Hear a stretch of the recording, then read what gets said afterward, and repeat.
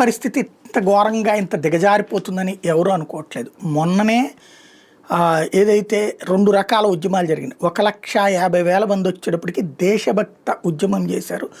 చొరబాటుదారులు శరణార్థులుగా మారి వాళ్ళేమో సకల సదుపాయాలతో ఉంటే అన్ని సదుపాయాలు కోల్పోయి నడు రోడ్డు మీద ఉంటూ ఆర్థిక ఇబ్బందుల పాలవుతూ అప్పుల పాలవుతున్నటువంటిది మేము అంటూ అక్కడ ఉన్నటువంటి ప్రజలు యాజిటేట్ చేశారు. లాండ్ ఆర్డర్ కొలాప్స్ అయిపోవడం, పిల్లలు గ్రూమింగ్ గ్యాంగుల చేతి నుంచి నలిగిపోతున్నటువంటి వేళ మాకు స్వతంత్రం కావాలి, ఈ చొరబాటుదారులని స్వతంత్రం కావాలంటూ ఉద్యమించడం చూసాం. 1,50,000 మంది పాల్గొనడం చూసాం.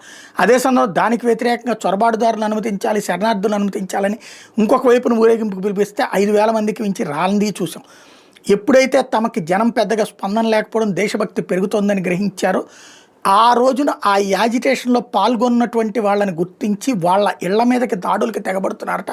మొహానికి మాస్కులు వేసుకున్నటువంటి శరణార్థులకు సంబంధించినటువంటి వాళ్ళు. ఇది బ్రిటన్ పోలీసులు కూడా ఆ ఏరియాలోనే ఉంటూ చూస్తూ ఊరుకుంటున్నారు తప్పించి ఏమీ చర్యలు తీసుకోవట్లేదు అన్నటువంటి ఇప్పుడు బ్రిటన్ పౌరులు చెప్తున్న అంశం.